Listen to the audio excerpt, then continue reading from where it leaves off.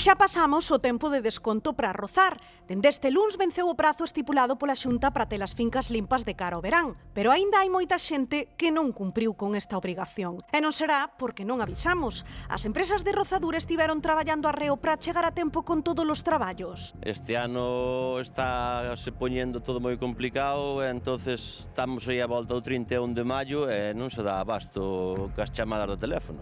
E a que se debe que as rozadoiras non foran capaces de acabar a tempo? Hai dous motivos moi claros. O primeiro é que sempre agardamos a última hora para limpar, pero tamén foi un ano onde o tempo meteorolóxico atrasou este tipo de traballos. Quedan bastantes parcelas porque foi un inverno moi chuvioso e estas chuvias non nos permitiron entrar nas parcelas no tempo adecuado. Xa van 4 días dende que rematou o prazo, pero os traballadores non contemplan parar baixo ningunha circunstancia. De feito, aínda teñen traballo para máis dun mes. Temos unha previsión dunhas 6 semanas máis ou así.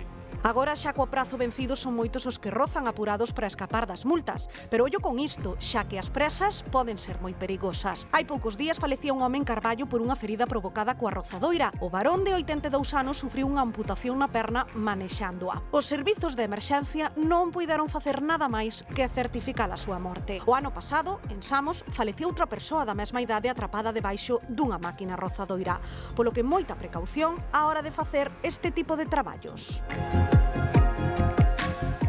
Claro, porque chega fin de semana, con bo tempo, como imos a ter, moitos collen, pois, eu que sei, a motosserra, sen a EPI, sen as luvas, sen o equipo reglamentario, e logo pasa o que pasa, Alba.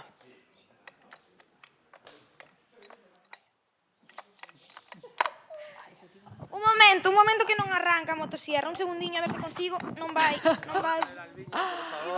Por favor, para unha, non encendas así a máquina e ademais onde vas? Co pantalón ese só. Levo un pantalón para limpar a leira, xa me chega, non? Bueno, xa levas máis que moitísima xente, pero, por favor, a toda a xente que vayades a traballar, sexa con motosserra, sexa con desbrozadora, equipádevos. O mínimo que debemos levar é o EPI, o equipo de protección individual, que deberían ser unhas botas anticorte. No peor dos casos, se non temos anticorte, unhas que teñan unha punta reforzada. Por qué? Porque moitos dos cortes que suelen producirse e ao cortar un tronco se escapan os pés. Que máis temos por aquí? Logo, podemos ter ou o pantalón que levas ti, que é un zaón, ou un pantalón completo anticorte que se caracteriza por ter unha motosserra.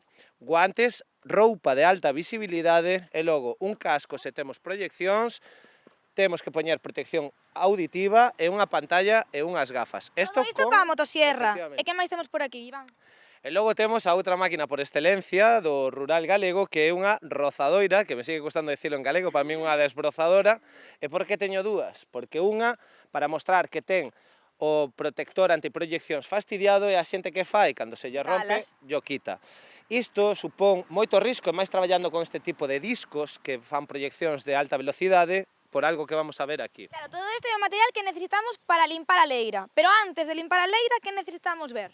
Para empezar, algo para min importantísimo. Se vamos a estar en áreas recreativas, revisar que non hai alixo, porque en moitas ocasións atopamos vidrios, e se ademais non temos a protección antiproyeccións, vennos ao corpo e a zonas moi sensibles como pescozo ou brazos.